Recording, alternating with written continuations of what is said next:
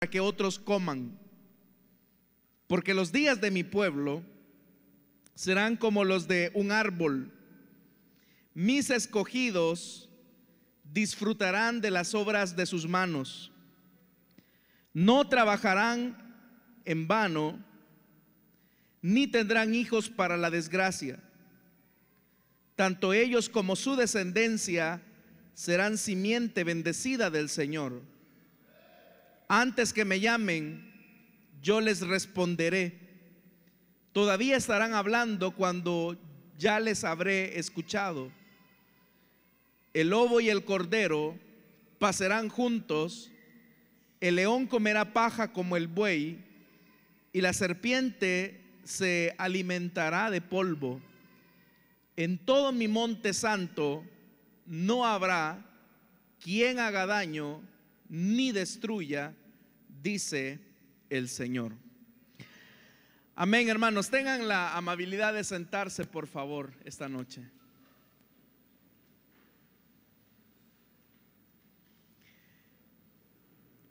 Hermanos, la semana anterior, cuando leíamos a partir del versículo número 20 de este capítulo 65, notábamos que Dios comienza a entregar promesas a los siervos que Él les ha dado un nombre nuevo. Hemos visto que el Señor ha hecho una separación entre los que son auténticos siervos y que han recibido un nuevo nombre, de aquellos que simplemente buscan a Dios por un interés específico. De hecho, que en todo este capítulo 65 se muestra esa tensión en los intereses de ambos grupos. El primer grupo, como el Señor ha descrito, es un pueblo que tiene una doble espiritualidad. Por una parte, desean el favor de Dios, pero también a su vez no viven bajo las exigencias de Él como Señor, sino que ellos se ven a sí mismos como personas con derecho para reclamarle a Dios y pedirle todas aquellas cosas que a ellos les interesan. Ellos piden fertilidad, ellos piden también fortuna, ellos piden también gozo y alegría en todo lo que están haciendo. Pero el Señor ha sido claro con ellos, y por cuanto ellos se han olvidado del Señor, el Señor los está encaminando a recibir su justo pago por esa inmoralidad. De tal manera que el Señor los ve a ellos como personas no gratas en su santo monte, como lo vamos a ver más adelante. Pero también el Señor se ha reservado a los que Él ha llamado mis siervos, mis escogidos, estos que no buscan a Dios por interés, sino que su único deseo es lograr la alegría de cumplir la voluntad de aquel que los ha llamado. Ahora el Señor a estos sus siervos que han recibido un nuevo nombre, y ese nuevo nombre es con la finalidad de separarlos del Israel viejo, es a quienes les ha dado la promesa de heredar todas las cosas. Claramente, hermanos y hermanas, el Señor ha dicho que dentro de esas nuevas cosas Él pretende no solamente separar lo genuino de lo real, sino que también pretende separar la muerte de su pueblo que quiere vivir bajo su voluntad. Por eso es que el Señor ha dicho que en esa ciudad que Él desea darles, en esa tierra nueva que Él desea darles, las cosas viejas serán pasadas y Él hará una nueva condición para que sus siervos tengan plenitud de vida. Y es interesante, decíamos que el Señor comienza con los débiles, los que siempre son vulnerables. Él dice: nunca más habrá en ella, dice el versículo 20, niños que vivan pocos días, y ancianos que no completen sus años. Para Dios ellos son motivo y objeto de su redención y de su salvación.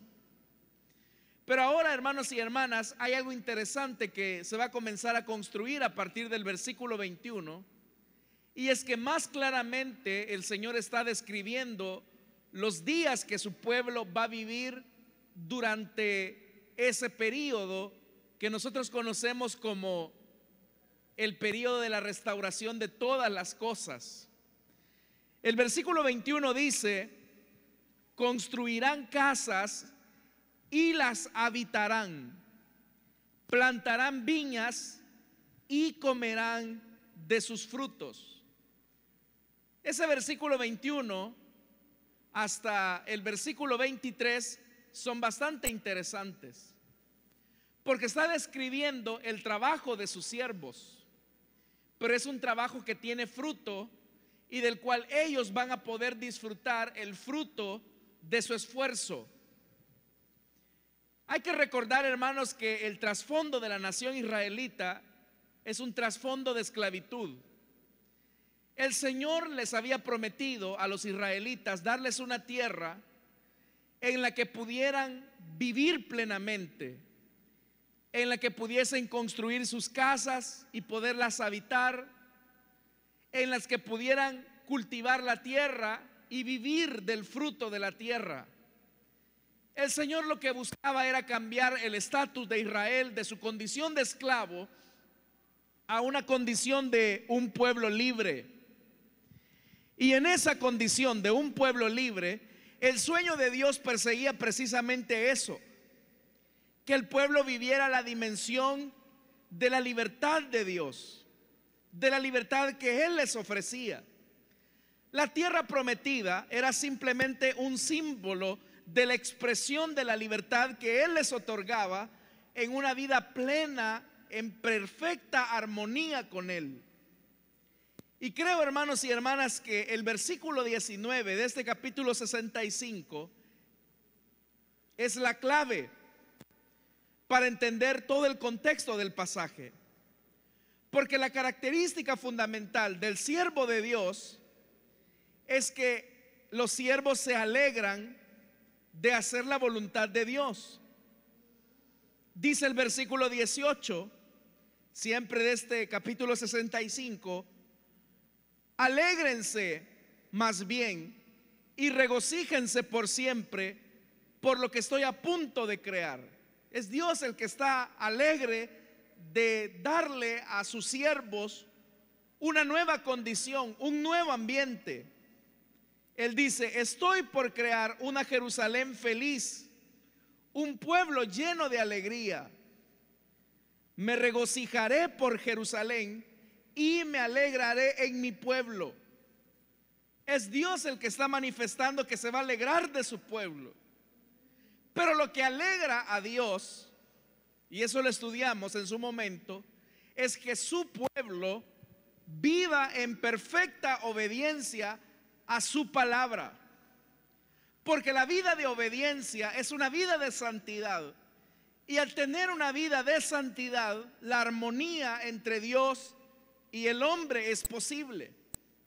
Cuando un pueblo es desobediente, eso implica que ese pueblo no es santo, y por lo tanto Dios no puede convivir con aquello que no es santo.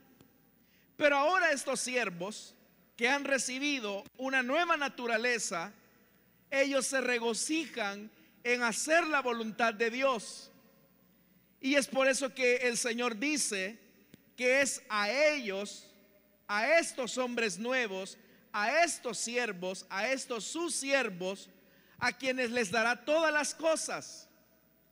¿Cuál había sido la característica del Israel esclavo? La característica del Israel esclavo es que construía casas, pero esas casas que construía con mucho esfuerzo, bajo el sol fatigante, eran casas que ellos nunca iban a habitar. Y el esclavo, ya le dije, tiene la característica que no posee nada. El esclavo tiene la característica que no es dueño ni siquiera de su propia vida. Y el trato de los egipcios, por ejemplo, con el Israel esclavo, era que el israelita trabajaba a fuerza de golpe y él jamás podía disfrutar del trabajo que él realizaba. Al contrario, todo lo que él hacía lo hacía en función de favorecer a otro. Pero ahora el Señor dice: van a construir casas, pero esas casas que sus manos construyan las van a habitar ustedes. Es decir, que Dios, como amo y Señor, les está heredando el fruto de su trabajo. Les está entregando en justicia lo que ellos mismos han trabajado.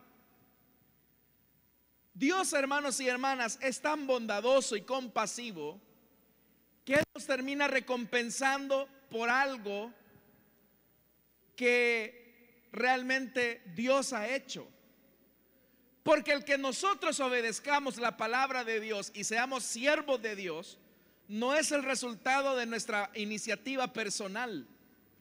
El que nosotros amemos a Dios es el resultado de que Él nos amó a nosotros primero.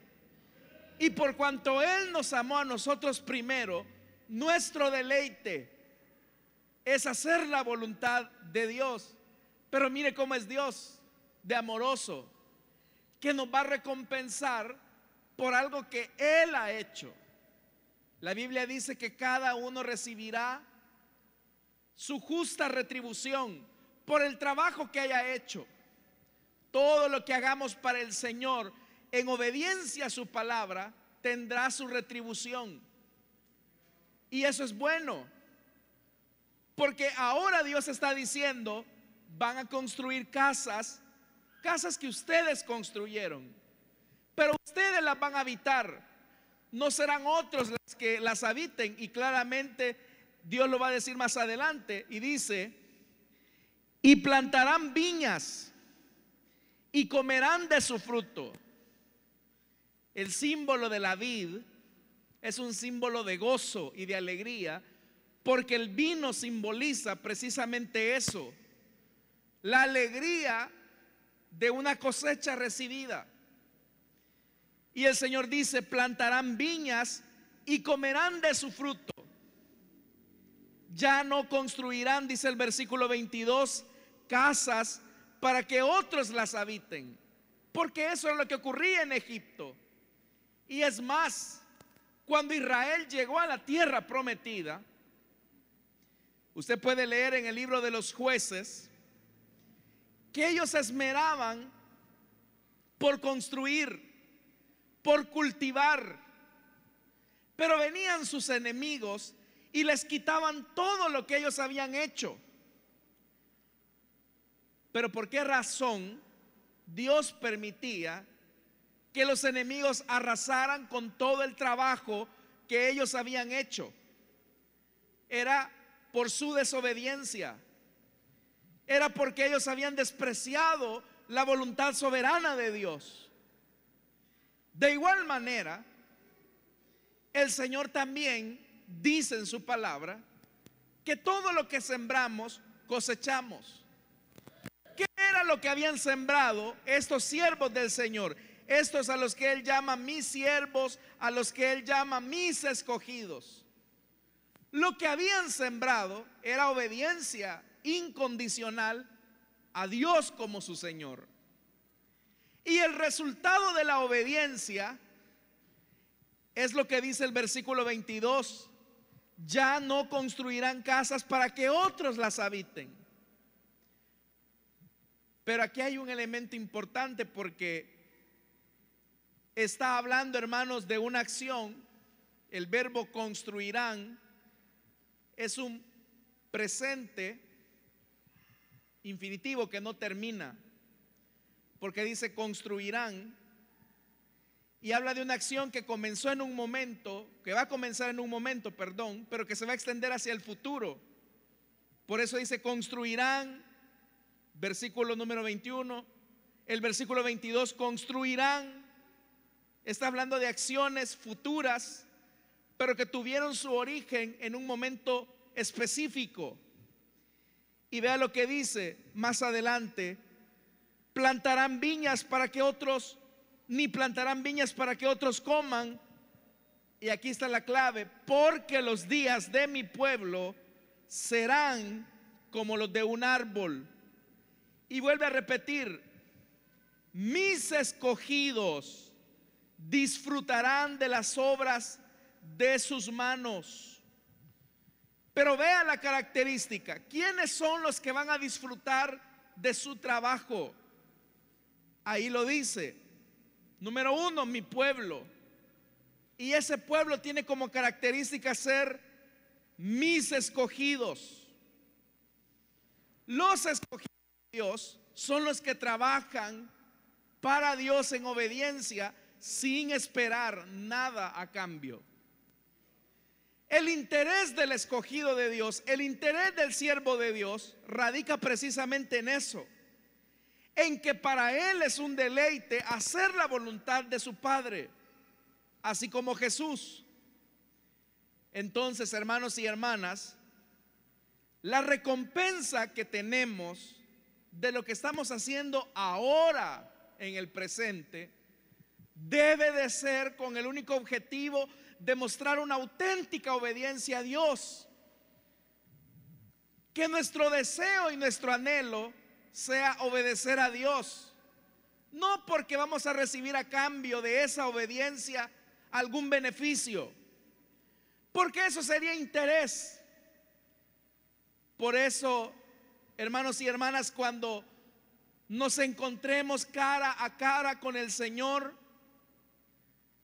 para nosotros, hermanos, la mayor recompensa que podremos tener, o el mejor regalo que podemos tener, es estar con Él en su presencia. Yo no sé para usted, hermano, pero el encontrarnos con el Señor es algo que debe de alentarnos a vivir con Él en la vida diaria, en el aquí, en el ahora, con una vida de obediencia, con una actitud de obediencia, como la hace el siervo. El siervo tiene esa capacidad de obedecer a Dios incondicionalmente, pero por esa obediencia que se manifiesta a Dios, el Señor, que es justo, da a cada uno lo que ha sembrado. Entonces, hermanos, eso nos debe también de alegrar, porque todo lo que hacemos para el Señor, en Él tendrá su recompensa. Tal vez hay alguien que diga: bueno, quizás lo que yo hago para la obra de Dios, nadie lo ve, nadie me lo agradece, nadie me dice que lo estoy haciendo bien, tampoco nadie me manifiesta gratitud por lo que hago. Pero déjeme decirle algo: si aquí en la tierra nadie reconoce lo que estamos haciendo, hay un Dios que todo lo ve, y que eso que usted hace en obediencia a Él y a su palabra ha de tener su recompensa. Él mismo lo dice: si en lo poco hemos sido fieles, el Señor, que es bondadoso, nos pondrá sobre lo mucho. Pero ese colocarnos sobre lo mucho es el resultado de una vida desinteresada para agradar a Dios. Eso, hermanos, entonces nos debe de alentar, que todo lo que hacemos acá en la tierra, en el presente, tiene efectos en el futuro. Por eso es que Dios nos dice que lo que hagamos tendrá resultado. Y dice el versículo 22: mis escogidos, en la parte final, disfrutarán de las obras de sus manos. Van a disfrutar de lo que han hecho. Se habrán dado cuenta que valió la pena obedecer, que valió la pena hacer las cosas de manera correcta. Acá en la tierra, hermanos, podemos encontrarnos con la paradoja que hay personas, como el pueblo de Israel, que tenían una vida doble. Y pareciera ser que esos que tenían la vida doble, como que la vida les sonreía. Pero hay que recordar que Dios todo lo ve. Y como todo lo ve, le dará a cada uno según haya sido su obra. Nuestras obras serán expuestas por el fuego. Y el fuego va a revelar la interioridad de esas obras, las motivaciones de esas obras. Pero si usted, hermano y hermana, ha decidido honrar a Dios en obediencia, téngalo por seguro que Él le retribuirá. Y dice el versículo 23: no trabajarán en vano, ni tendrán hijos para la desgracia. Porque ¿cuál era la realidad de Israel en Egipto mientras eran esclavos? La realidad es que el hijo de un hebreo estaba condenado a la esclavitud. Era la desgracia que se iba a pasar de generación en generación. Pero ahora el Señor está diciendo: sus hijos no van a caer en esa desgracia. No serán esclavos, serán una simiente bendita, como lo va a decir más adelante. Eso, hermanos y hermanas, tiene un alcance significativo, porque la vida de obediencia es una vida que influye en la siguiente generación. Cuando sus hijos ven que usted vive en obediencia a la palabra de Dios, eso tiene un efecto duradero en ellos. Ellos no podrán entender, hermanos, muchas cosas de teología, incluso quizás de la Biblia, pero sí entenderán que tienen una madre piadosa. Sí sabrán que tienen un hombre como padre que es íntegro, y eso tendrá repercusiones en la siguiente generación. El problema de Israel, cuando sale de Egipto y entra a la tierra prometida 40 años después, es que toda aquella generación olvidó a Dios, porque sus antepasados se entregaron a la idolatría. Y eso generó, hermanos, ciclos y ciclos de generaciones sometidas en la desgracia. Pero Dios está diciendo: los hijos de mis siervos no serán hijos que caigan en desgracia. Yo no sé si usted se alegra por eso, hermano. ¿Qué significa esto? Que cuando usted obedece a Dios, vive en integridad para Dios, usted está cuidando su próxima generación.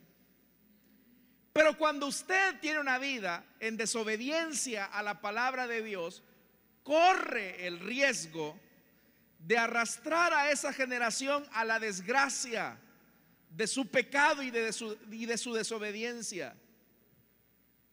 ¿Cuántas veces, hermanos y hermanas, el efecto se siente tanto en la siguiente generación que muchos de ellos terminan haciendo cosas que no solo avergüenzan a sus padres, sino que hunden sus vidas en la miseria?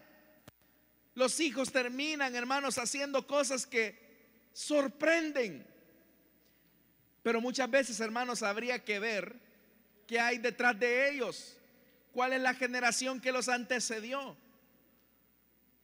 ¿Sabe? Hay hombres que no miden las consecuencias, como las mujeres tampoco no miden las consecuencias de desobedecer a Dios.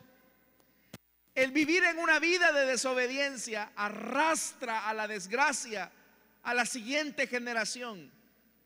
Y no es, hermanos, porque exista tal cosa de maldiciones generacionales, sino que la Biblia dice algo: que los hijos no pueden hacer nada sino lo que ven hacer a sus padres. Y ese es un principio que ni siquiera el Hijo de Dios se pudo librar. ¿Qué fue lo que Jesús vio en su Padre? Él vio amor, Él vio santidad, Él vio rectitud, y todo lo que vio de su Padre, Él lo hizo. hágase la pregunta: ¿qué es lo que ven sus hijos en usted? Sus hijos lo conocen, hermanos. Sus hijas la conocen, hermana. Ellos saben si auténticamente usted es la mujer que aparece aquí en la iglesia. Ellos saben si usted auténticamente vive su fe en obediencia a la palabra de Dios. Hay hijos que se sienten inspirados a ser como sus papás, y ellos a veces lo dicen: yo como anhelaría tener la fe de mi papá. Yo como anhelaría tener la fe de mi mamá, que cuando tenía problemas ella doblaba sus rodillas, ella dependía del Señor.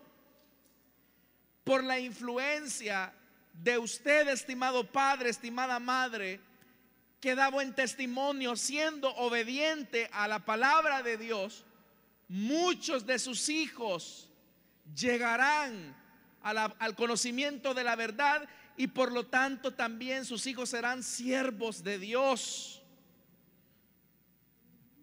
Pero la sangre de muchos de los hijos nuestros pesa sobre nuestras cabezas. Cuando nosotros no les hemos dado un buen ejemplo, cuando nuestra vida no ha sido una vida de obediencia a la palabra de Dios, los estamos arrastrando a la desgracia. Y la primera desgracia es que los hijos vienen y dicen: para ser como mi mamá, mejor no soy nada. Para ser como mi papá, yo no quiero saber nada del evangelio. Si supieran los hermanos cómo mi papá golpea a mi mamá, cómo mi papá le es infiel a mi mamá. Si supieran los hermanos de la iglesia cómo mi mamá es iracunda, es malediciente, dice groserías, pero es la que ven cantando y adorando en la iglesia. Los hijos, hermanos, ya le dije, no pueden tener quizás todo el conocimiento de la Biblia, pero no son bobos. No son bobos. Ellos saben cuando un padre o una madre está auténticamente viviendo la fe en obediencia a Dios. Entonces yo quiero preguntarle a usted esta noche: hermanos y hermanas, ¿están acercando sus hijos a Dios o los están alejando de Dios con su testimonio? Y si están alejando a sus hijos de Dios, los están arrastrando a la desgracia. Pero qué bendición será cuando su hijo o su hija llegue a la presencia de Dios y delante del Señor agradezca: Señor, gracias porque tú hiciste posible que yo ahora esté disfrutando de tu presencia, pero te doy gracias por esta mujer que es mi mamá, que siempre oró por mí y siempre me trató de dar un buen testimonio. Por la fe y por el testimonio de esta mujer es que también ahora yo gozo de tu presencia. Qué bendición será, hermano.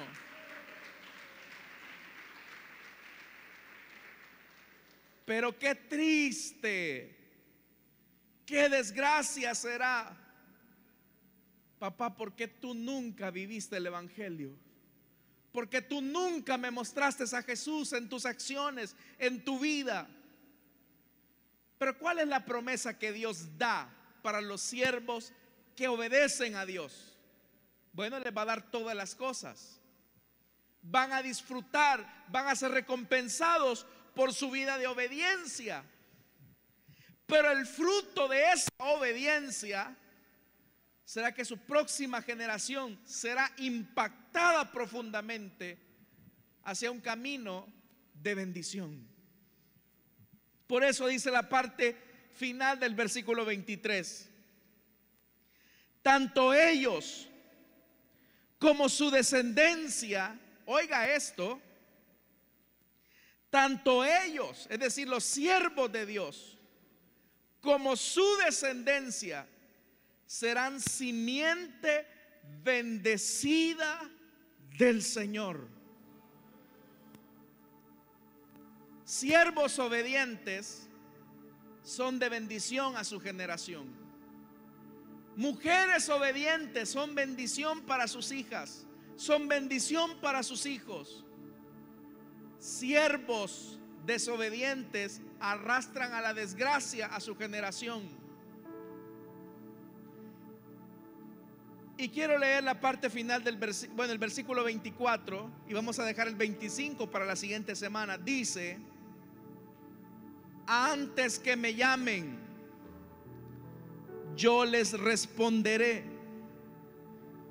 Todavía estarán hablando cuando yo ya los habré escuchado. Hermanos, esto es interesante porque si Dios va a responder antes que le llamemos, y si Dios nos escuchará aún estando hablando, eso nos habla de un elemento de cercanía con Dios. Porque Dios va a responder al que todavía lo está apenas llamando, porque está cerca, está bien cerquita de Dios. Dios habrá escuchado la oración del que está pidiéndole a Él, porque está cerquita de Él. Y eso, hermanos, es una alegría, porque la cercanía con Dios solamente es el resultado de una vida rendida a su señorío y de una vida de obediencia. Viven tan cerca los siervos de Dios, las siervas de Dios auténticas, que están tan cerca que cuando ellos van a pedir algo, porque vea la relación, hermano, y eso es lo que yo quiero que usted preste atención. Porque los israelitas falsos, los que no son escogidos de Dios, ellos hacían sacrificios. Vea,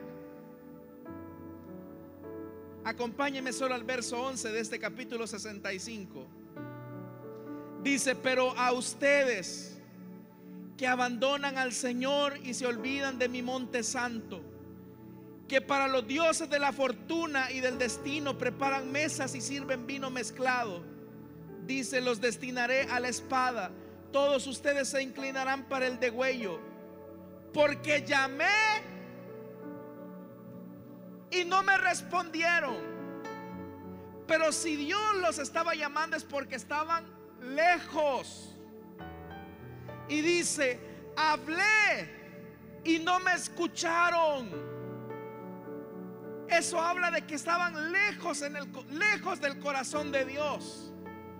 Estaban lejos del corazón de Dios. Estos falsos israelitas, estos que no son sus siervos. Pero vea la característica del versículo 24 de los siervos de Dios: antes que me llamen, yo les responderé. Todavía estarán hablando cuando yo ya los habré escuchado. Pero ¿por qué Dios va a atender la petición de estos siervos escogidos de Dios? Porque están cerca de Dios. Y si están cerca de Dios es porque viven en una vida de obediencia. ¿Quiénes son entonces los que están cerca del Señor? Los siervos que obedecen su palabra. Y aquí viene lo importante. Jesús dijo algo hablando de sus discípulos: ya no les llamaré siervos, sino que los voy a llamar, ¿qué dijo Jesús? Amigos. Porque están tan cerca de mí que ustedes conocen mi voluntad, mis deseos, y ya no los puedo llamar siervos. Aunque lo son, los voy a llamar amigos. ¿Cuántos queremos tener la amistad del Señor, hermanos y hermanas? La clave está en una vida de obediencia.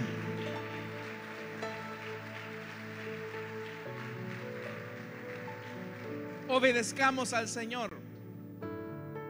Queremos ver el resultado del fruto de lo que hacemos.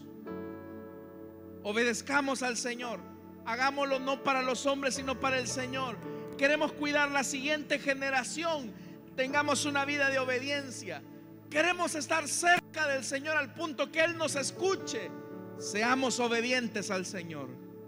Obediencia, obediencia, obediencia es la clave, hermanos y hermanas. Amén, hermanos. Amén. Vamos a cerrar nuestros ojos.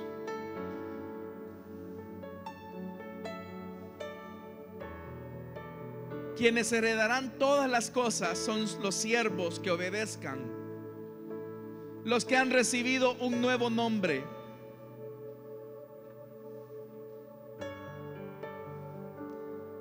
A quienes Dios les dará un nombre diferente.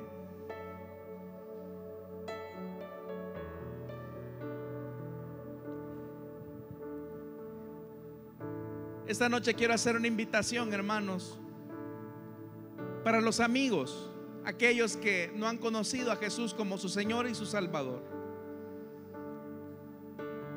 para que puedan ponerse en pie, y en el lugar donde usted está, el ponerse en pie solamente será una señal para nosotros que usted desea tener comunión con Dios y entregarle su vida a Él.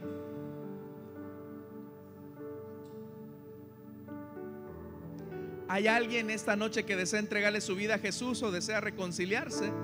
Puede ponerse en pie. Con gusto oraremos por usted. Póngase en pie. Para nosotros solamente será una señal que usted desea que oremos por usted. Y con gusto oraremos por usted.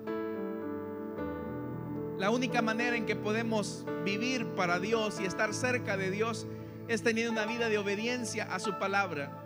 Y una de las cosas que el Señor pide es que es necesario nacer de nuevo, que nazcamos de nuevo. Y eso solo es posible por la obra del Espíritu y de la palabra. ¿Hay alguien esta noche que desea entregarle su vida a Cristo o que desea reconciliarse?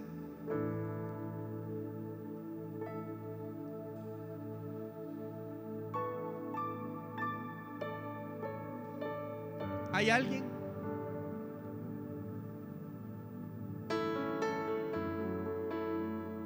Vamos, si el Señor te ha tocado y te ha llamado para que vuelvas a Él, este es el momento, estimado caballero. No puedo alargar mucho esta invitación porque el tiempo es nuestro peor enemigo en estos momentos. Pero Dios te llama a una vida de obediencia. El Señor se regocija en sus siervos, en sus escogidos. Estos serán los días de su pueblo, días en los que van a disfrutar el fruto de su trabajo, días en los que verán a su descendencia en gracia y no en desgracia. ¿Quiere ser usted parte de ellos?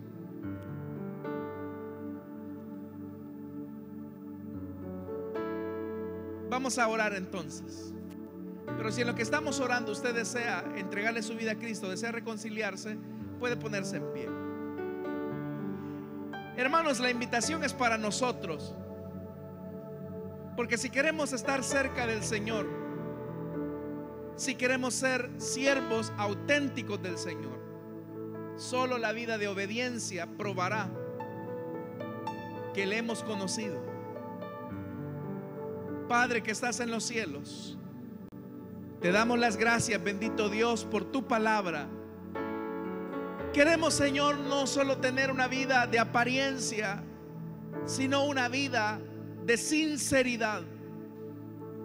Queremos tener, Señor, una vida de honestidad delante de ti, viviendo en obediencia a tu palabra. No hay cosa que te agrade más que la obediencia. Ayúdanos a obedecer.